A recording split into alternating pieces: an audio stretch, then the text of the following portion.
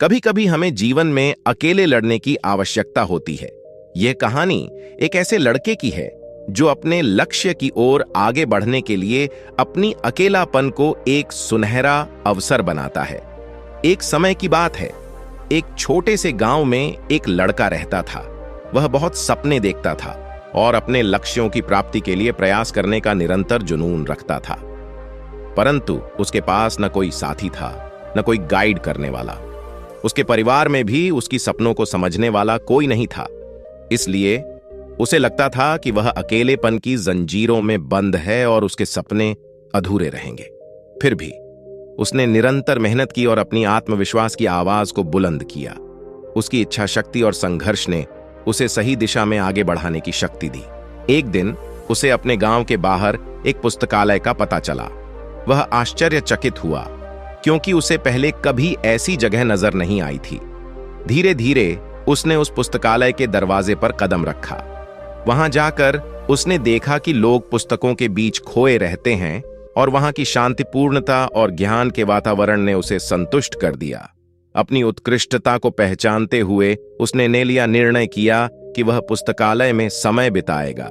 धीरे धीरे वह पुस्तकालय की विभिन्न किताबों को पढ़ने लगा और नई दुनिया की खोज में निकल पड़ा।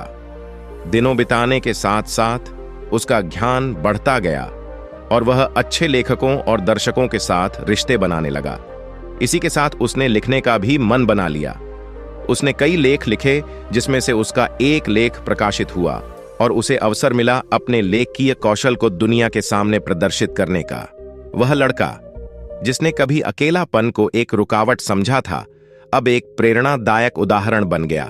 लोग उसे मान्यता देने लगे और वह लड़का अपने लक्ष्यों की ओर अग्रसर होने में सफल हुआ। इस कहानी से हमें यह सीख मिलती है कि अकेलापन को एक सुनहरा अवसर बनाने के लिए हमें संघर्ष करना चाहिए। हमारी संयमितता, समर्पण और मेहनत हमें अपने लक्ष्यों की प्राप्ति की ओर आगे बढ़ा सकती है। एक बार एक राजा ने अपने राज्य के एक रास्ते में बड़ा सा पत्थर रखवा दिया और खुद जाकर एक बड़े से पेड़ के पीछे खड़ा हो गया और छुपकर उस रास्ते पर नजर रखने लगा, यह देखने के लिए कि कौन उस बड़े से पत्थर को रास्ते से हटता है।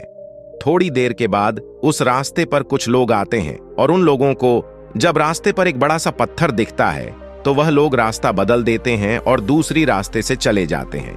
फिर थोड़ी देर के बाद उसे रास्ते पर राजा की राजमहल की जो काम करने वाले थे वह आते हैं और वह भी जब इस बड़े से पत्थर को देखते हैं तो बिना उस पत्थर को रास्ते से हटाए वो सब वहां से पलट कर चले जाते हैं और उल्टा राजा को ही बुरा भला कहना शुरू कर दिया और बोले कि राजा अपने राज्य का काम ठीक से नहीं कर रहा है। इतने बड़े बड़े पत्थर रास्ते पर पड़े हुए हैं, राजा को इसको हटाना चाहिए, लेकिन राजा का इसके तरफ ध्यान ही कहां है। यह कहकर वह वहां से चले जाते हैं। फिर थोड़ी देर बाद उसे रास्ते पर एक सब्जी वाला आता है जिसके कंधे पर सब्जियां थीं, और जब वह बड़े से पत्थर को देखा है तो वह अपने कंधे से सब्जियों का टोकरी रखकर उसे पत्थर को हटाने की कोशिश करता है और बहुत मेहनत के बाद वह सब्जी वाला उस बड़े से पत्थर को रास्ते से हटा देता है।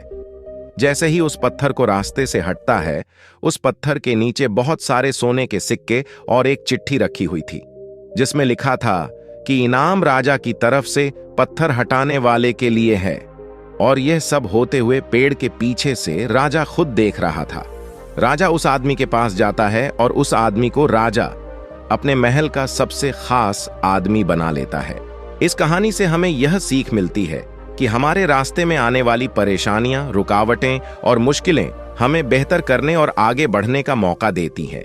इसीलिए जिंदगी में जब भी ऐसा मौका मिले तो उस मौके को अपने हाथ से गवाह मत।